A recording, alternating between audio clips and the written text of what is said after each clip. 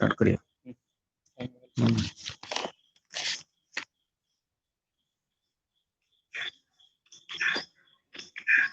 Welcome to all to this session that on Evidence Act regarding appreciation of evidence. Yesterday we discussed about the interpretation clause and also section 4 and section 5.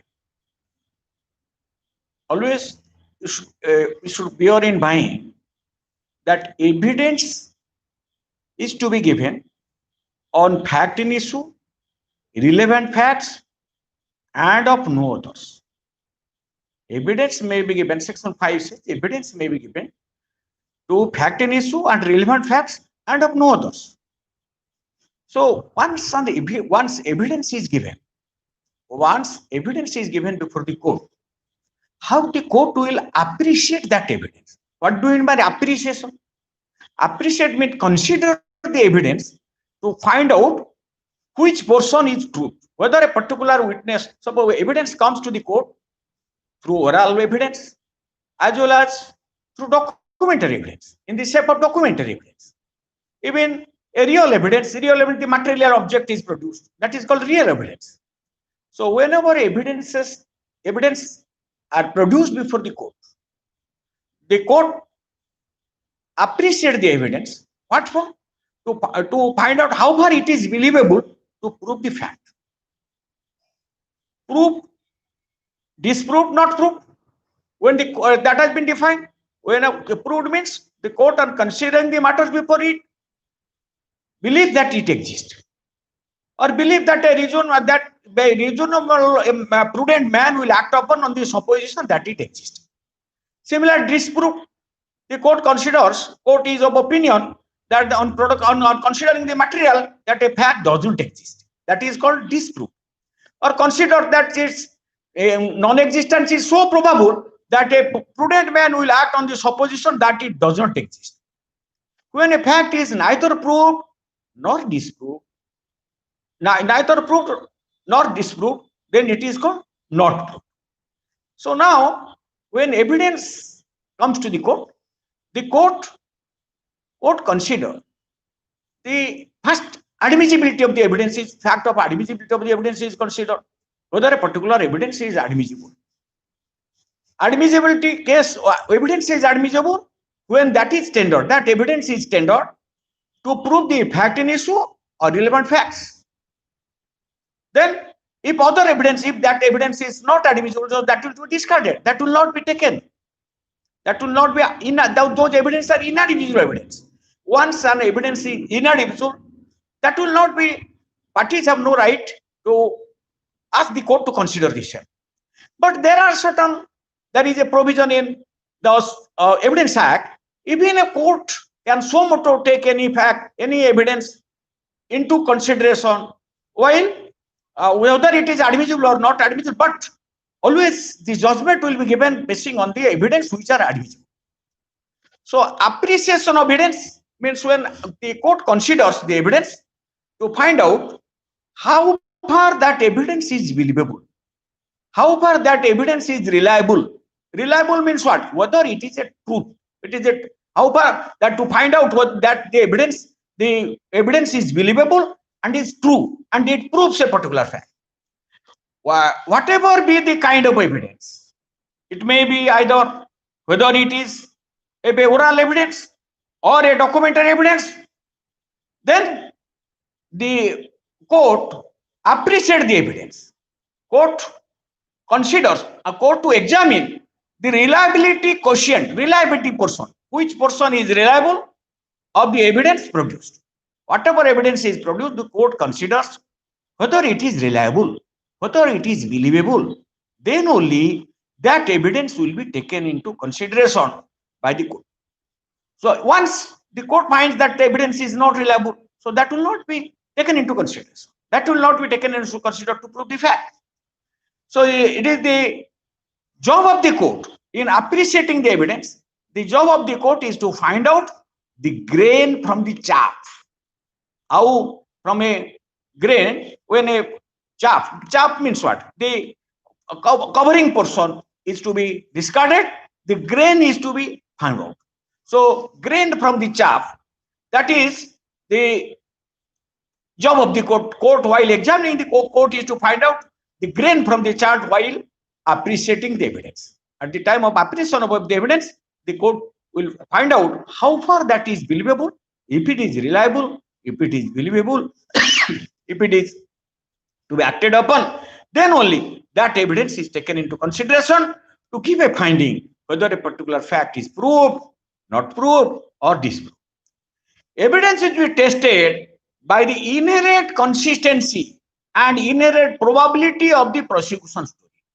Whether that evidence is supporting the prosecution story, consistent about the prosecution story. When there may be a case, even with the Honorable Supreme Court, in one case, interfered in the concurrent finding of the facts when it was perverse, and also perverse means it is not believable. The perverse evidence, that is truth, that is true evidence. It is not reliable evidence. But both the lower courts as well as the appellate court have acted upon. Even in that case, the Honorable Supreme Court has that reversed the judgment of the both the courts. So now this is called appreciation. Now you should understand. Now you understand the term. What is appreciation of evidence? Appreciation of evidence means to examine the evidence. The court will examine the evidence produced before it, either it is oral evidence or a documentary evidence or any material object, and to find out how far that evidence is believable, how far that evidence is reliable. Reliable means what? Relied to give a finding regarding whether the fact is proved, not proved, or disproved. This is called appreciation of evidence. Most of the time, suppose normally when yesterday I also informed you through our this discussion that the standard of proof in civil case and the criminal case are different. In a civil case, the standard of proof is preponderance of probabilities. In a criminal case, the standard of proof is beyond all reasonable doubt. Beyond all reasonable. Why? Because in a criminal case, the accused is punished. The accused is punished, his personal liberty is curtailed. So that's why the standard of proof is more of this graver in nature than the standard of proof in a civil case. In a civil case, preponderance of probabilities means to which side more evidence is available. More evidence, suppose documented evidence oral. So if that party will get, one party has only oral evidence. So here which side the evidence is more. Evidence preponderance is more leaning. So that's why preponderance post up. So in most of the cases, witnesses are related to the victim. Most of the cases when a crime is in criminal cases, even also civil cases, some relation of the person plaintiff is also examined. Plaintiff is also plaintiff himself is also examined. So as because the relative of a victim, relative of the informant is examined as a witness, that for that reason only his evidence should not be discarded, should not be disbelieved. Because most of the time crimes are committed at a place where no other independent witness means outsider who is not related to either to the parties is available. Naturally, the family members of the victim or some neighbors of the victim, they are available when a crime is committed.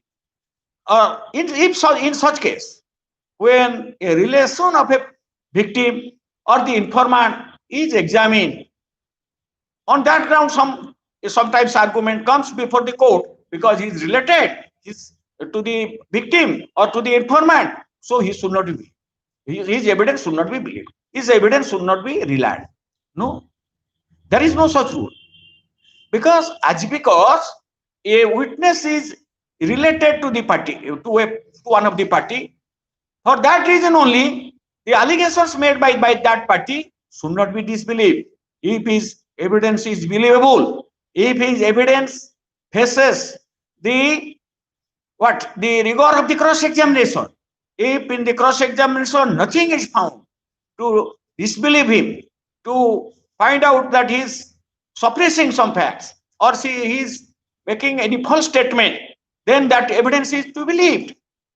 If he withstand the cross-examination, if that witness, even if a close relation, even the father of the victim, mother of the victim, brother of the victim, or he is examined as a witness, close relation is examined as a witness, if he withstand the rigor of the cross-examination, withstand the cross-examination, his evidence cannot be second or no, that cannot be demolished. Whatever is stated in the examination chief, those are not demolished, then that evidence is to be believed.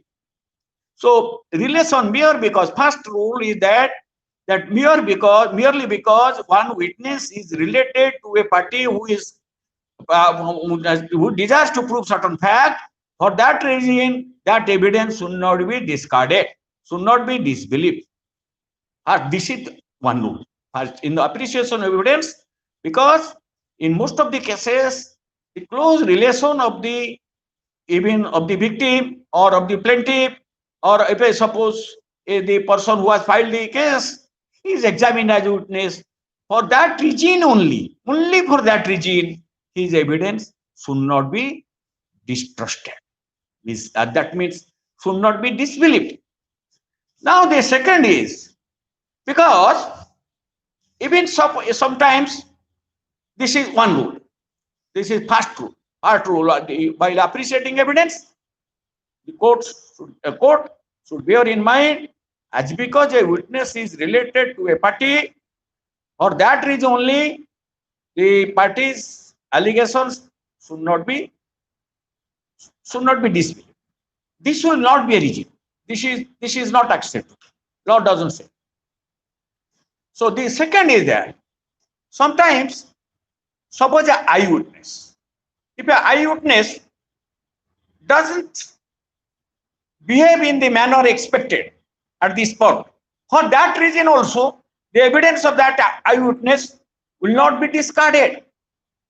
For an example, in one case, the father saw his son was being beaten by some culprits. He did not venture to interfere in that. That means fighting. He went away, and after some time, when the fighting is over, when the incident is over, he came and took the son to the hospital. But he deposed in court that he had seen such and the accused persons beating his son. So, if in the cross-examination he admits that soon after seeing, because he was afraid of to the accused person, he left the spot, but he did not react. He did not immediately call other persons to rescue his son, or he did not immediately telephone to the police station to rescue his son. This should not be a reason. This should not be the reason to distrust him, because a witness, an eyewitness, if a person is an eyewitness and he has direct knowledge, his reaction, that reaction of all persons will not be the same. Different persons react in different manner in different circumstances.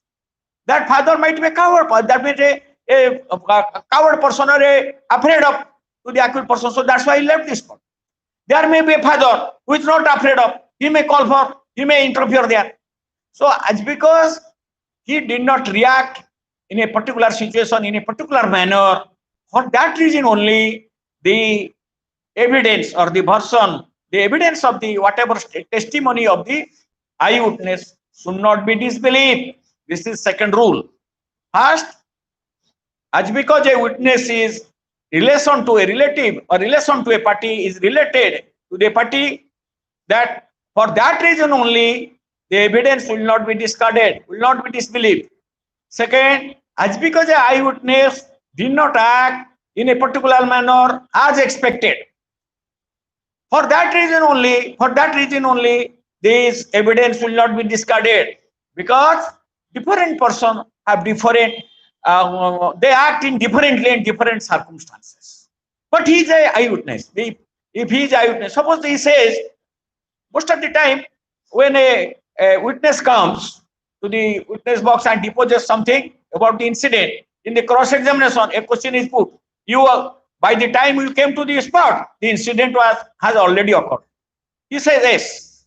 So in such case, what will happen? That whatever he says, his evidence is to be discarded because he has not seen. बेले कहते तुम घटना को आसला बेलू घटनास्थल को आसला बेलू घटना सर जाइला से कह हाँ जदि से आगु सब कही you might have depots anything about the incident so those evidence will be treated as hearsay because he has no direct knowledge. This is second thing. Third thing, then the court to find out whether that witness has direct knowledge about the incident. The witness, I have seen in my experience as a judicial officer, some cases, in many cases, judges record evidence in a mechanical manner as deposed at the tutor or tutored by the PP or APP. They do not, they are interactive there. The judges do not are not interactive. A witness comes and he deposes, but he doesn't say in the court the source from which he came to know. So source from which? First, a person says, I saw the accused doing such and such thing. But the initial, whether he was present at this spot, whether he had seen the incident, that is not recorded by the court.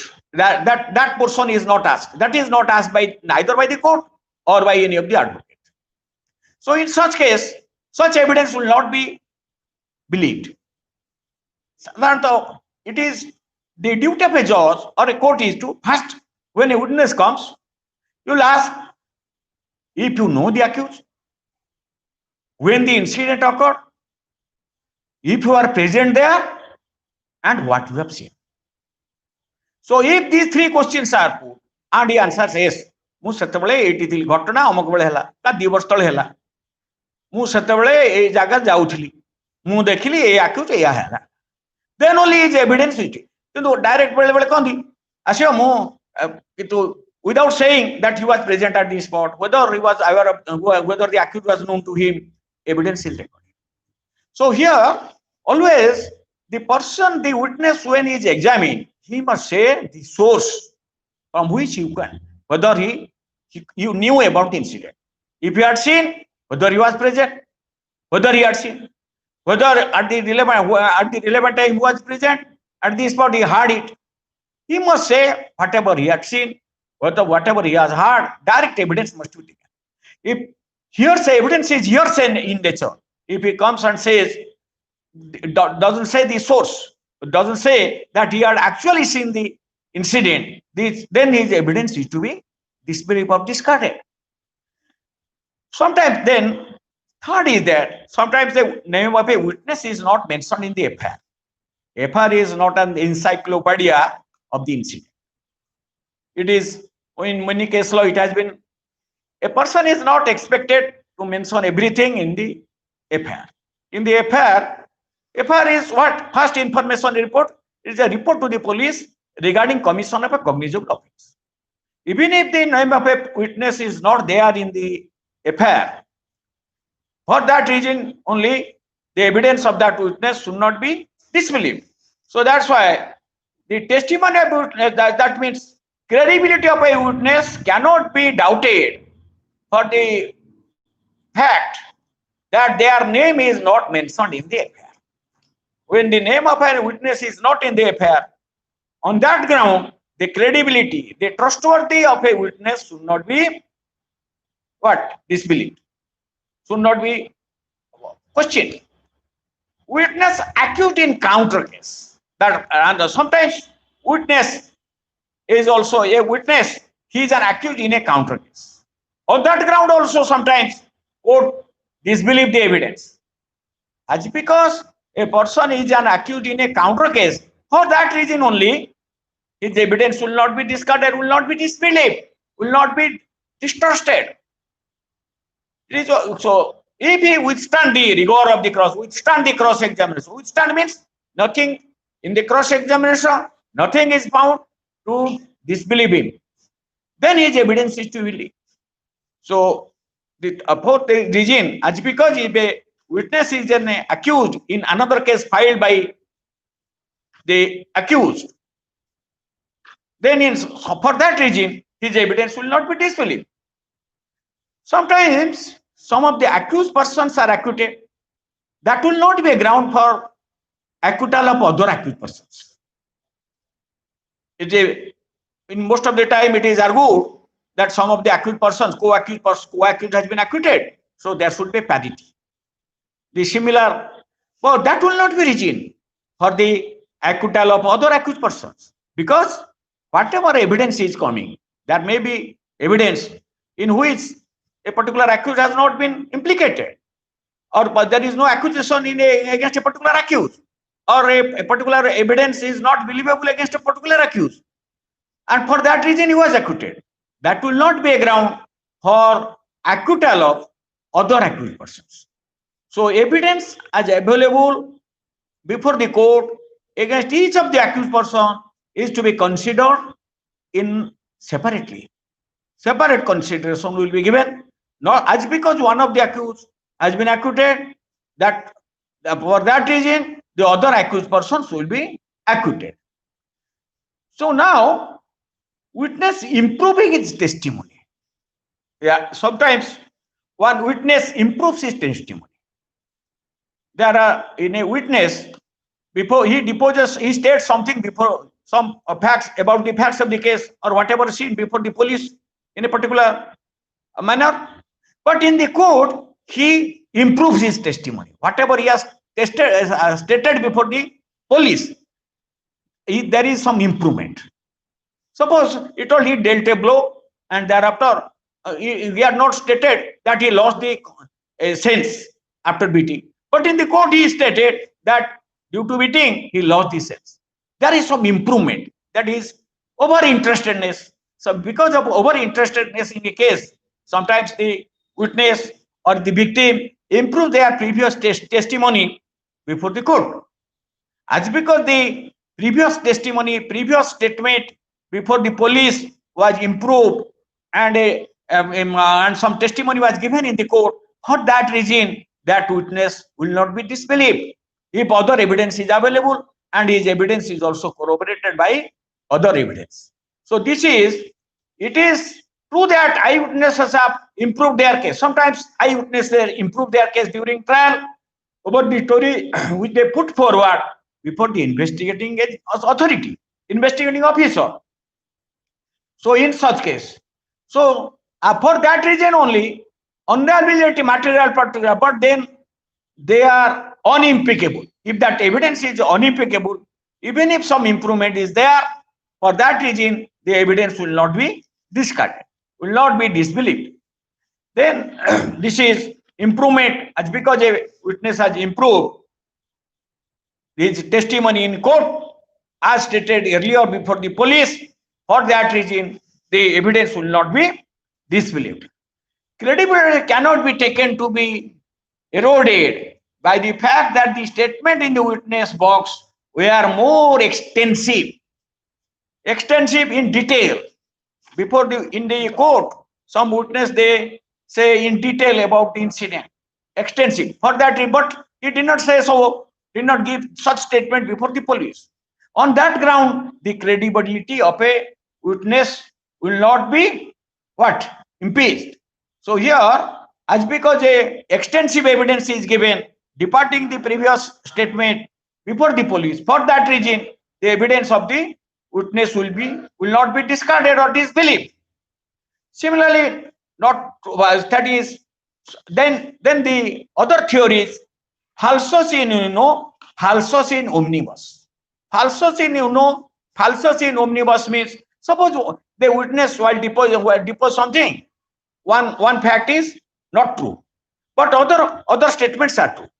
So as because one piece of the one statement, a piece of one of the statement, one of the version of the witness is untrue, for that reason his entire other version will not be disputed.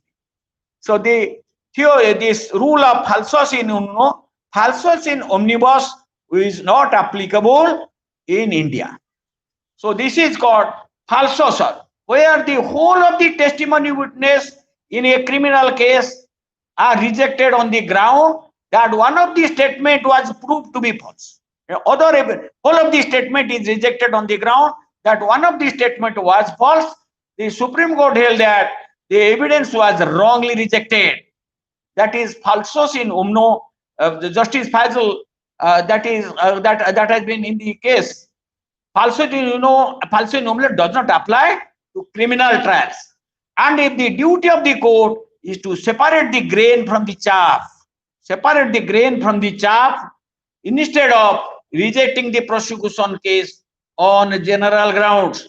This has been decided in the case the Bhairam versus State of Haryana year 1980 SC 1957. So here, that is, in various decisions are there. As one of the statement is false, for that reason, other statements of the witness will not be rejected, will not be disbelieved, because the theory falsus in uno, falsus in omnibus is not applicable in India.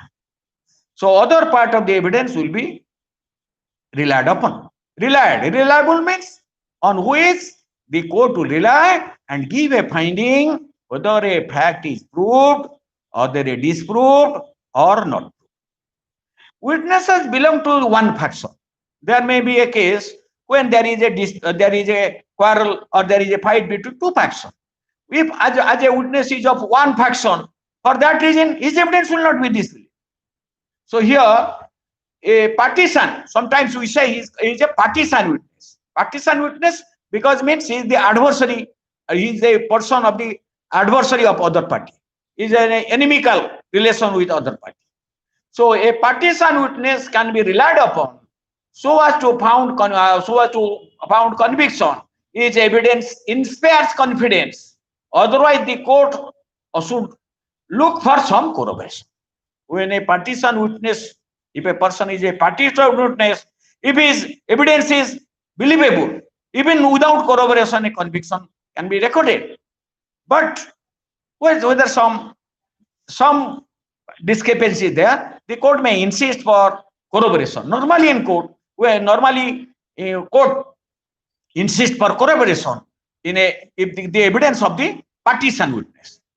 Independent witness means what? A person is an independent witness. That means who has no relation, who is not related to either of the parties. Sometimes independent chance witness is an independent witness. By chance he saw it. So he is an independent. A village in which a person was killed openly in the presence of a large number of persons was divided into political factions. No independent witness could be there. In such case, no independent witness could be there. So most of the time, the court disbelieved the prosecution story on the ground that no independent witness is found, because no chance of finding an independent witness there, because the entire village is divided in two groups. There was a crime by one group persons of some accused persons belonging to one group against the other persons of other group. So in such case, the finding, the availability of independent is the chances, there is no chance of that, the possibility is not there. So there must belong to one or other faction. Their testimony could not be rejected for that reason alone. Alone for the reason that as because no independent witness is examined, on that ground, the evidence of other witnesses, that witness who was deposed, who was tested as something in the court, that will not be displayed. Similarly, inimical witness, no implicit faith can be put upon the evidence of a witness whose relation with the accused persons are inimical. It is always that there is an inimical relationship. A confidence cannot be, no confidence will be reposed on the evidence of an inimical witness. Sometimes court, in most of the time, court insists for corroboration when the witness is inimical to the accused. Inimical to the accused. This is called inimical witness. Now, there may be then discrepancies. Where discrepancies? In evidence, there may be discrepancy. The person before the police, before the court, there may be discrepancy. There may be discrepancy in between the evidence of two or more eyewitnesses. So whether that discrepancy is minor or major, that is to be looked while appreciating the evidence. Appreciations mean to examine and to find out, to examine the evidence, to find out the truthful portion of the truth of the witness, how far that evidence is believable. Judge appreciate the evidence basing on his skill and experience as a judge. A judge appreciate the evidence basing on his skill and experience in life. He believes how far that evidence is believable. So judge depends on his own skill and his experience, and to find out whether that this person is believable, whether this person is telling truth, whether the statement is true or false. So here minor discrepancy, when there is minor discrepancy, that will not be a ground to discard the evidence, to disbelieve the evidence. So those evidence will be relied, those evidence will be can be acted upon to give a finding that a particular fact is proved. So here the evidence of an otherwise truthful witness was not allowed to be rejected only because of the official delay in recording the statement. There may be a case when there is official delay in recording statement of a witness. Suppose the investigating officer has made some delay in recording the statement of the victim or of the witness. So for that reason also the evidence will not be discarded. So here, in one interesting case, letters were written by a married woman to her father asking him to take her away, otherwise she would be killed by her in-laws. The one married woman had written some letters to her father to take her immediately, otherwise she would be killed by her in-laws. The handwriting on the letters was identified by her brother. That the contents of that letter were proved by the brother of the deceased. The accused in-laws did not make any effort to have the handwriting compared with admitted specimens. The fact that all the letters were not produced, or that there was the minor discrepancy of overwriting on the date portion of the letter, were held to be not helpful to the accused. So here minor discrepancy is always to be ignored. When there is minor discrepancy in the evidence of a witness, that is to be ignored, and that will be believed to record a finding regarding the proof of the particular thing. Where there is a minor variance between the ocular evidence and medical, ocular means witness, oral evidence and medical evidence, the court said that it was of no consequence. Minor discrepancy between the oral evidence and medical evidence, it is of no consequences, and the credibility of an eyewitness is to be tested by its inherent consistency and inherent probability, because he is the eyewitness. So here some discrepancy that is to be ignored. He should not be adversely prejudged on the basis of other evidence, including medical. Serious omission. Suppose there is a serious omission in the evidence of a particular person. In such case, that evidence is to be discarded, will be disbelieved. Suppose a person says he was beaten with a stick, but in the court he stated that somebody dealt a blow with an axe, or with a cutlery, or with a sword. So in such case, there is serious omission. So on such ground, that evidence will not be believed. Now, the other is that status of a witness. What is status of a witness? Suppose a witness is a very poor man, rustic man. A witness is a retired high court judge. This evidence, as because a person is of high status, there should not be more weightage on his evidence. They have to be treated equally. The equal treatment should be given to the evidence of the witnesses, irrespective of his status, irrespective of his education, So there should not be any disparity in the while appreciating the evidence of witness on the ground of status. What is that is status? Sometimes it is a trap witness. Trap witness means what? At whose instance a trap was laid. He is a trap witness. Though, as because he is a trap witness, he will not be disbelieved.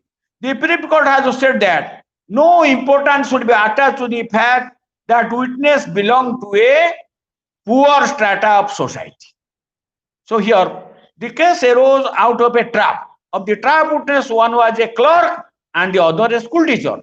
The court said the truth is neither the monopoly of the preserve of the poor, affluent, or the highly placed persons, nor the preserve of the poor. It is not the monopoly of the affluent person, highly placed persons. It would be the travesty of truth.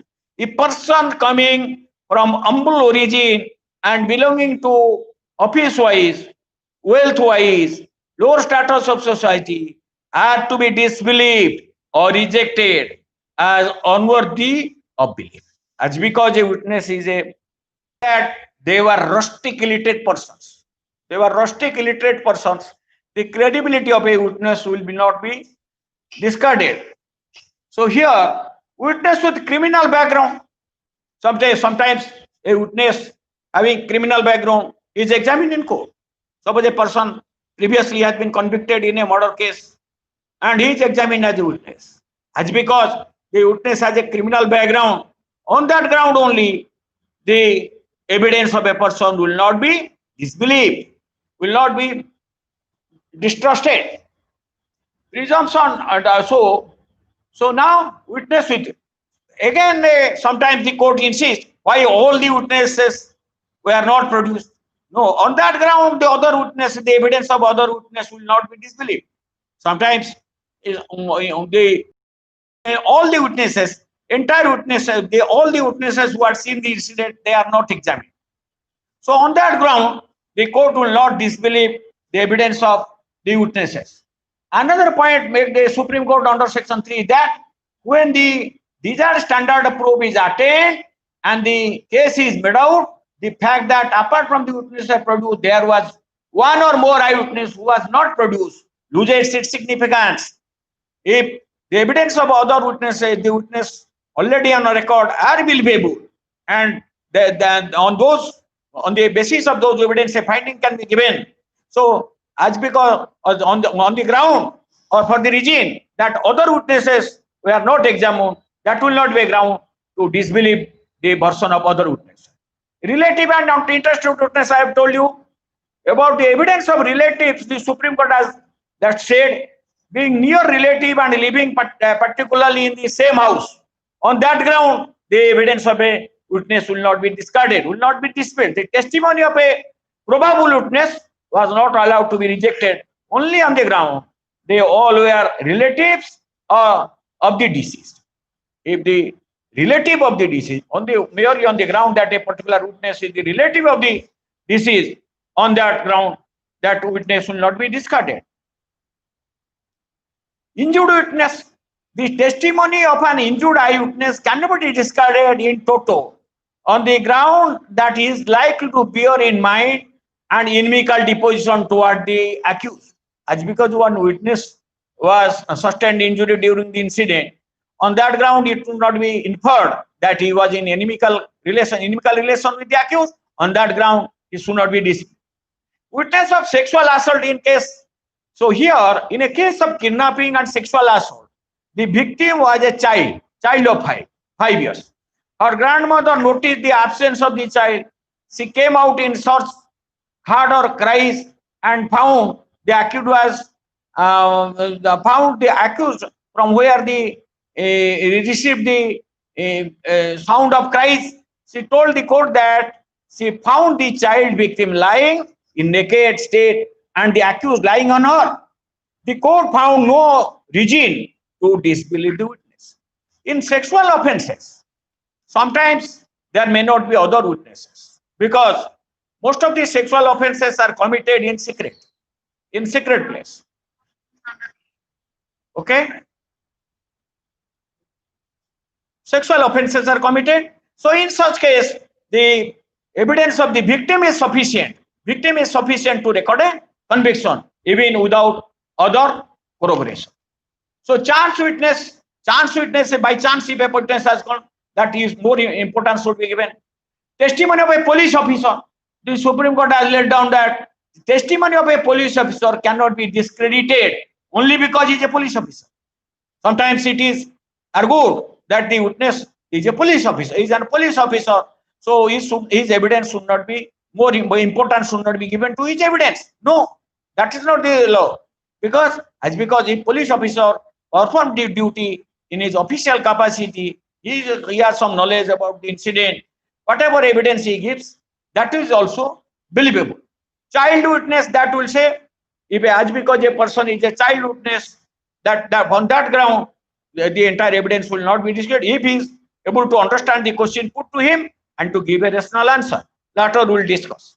They are in the child witness, child witnesses. So now, the medical evidence post-mortem report.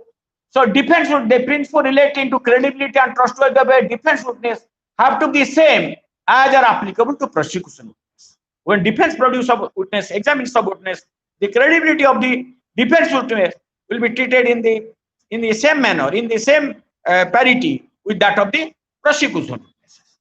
So medical evidence post-mortem in a similar, that is also in a moral certainty and legal truth. So now, so here, loss or destruction of material evidence. The sometimes some material evidence are destroyed. On that ground, other evidence will not be discarded. So now, at least if we discuss, this is a very long chapter. So how evidence produced before the court is to be appreciated, that depends upon the skill and experience of a judge. What is his skill? Whether that person is telling the truth or falsehood. The job of the judge is to find out the truth and to discard the falsehood. Because the principle of falsus in omnibus is not applicable in India. As because one portion of the evidence is false, the entire evidence of that witness will not be discarded, will not be ignored. So the portion of the witness, the statement of the witnesses which are truthful, which are believable, that will be relied upon to give a finding whether a particular fact is proved or not proved. So that's why always importance should be given on direct evidence and documentary evidence.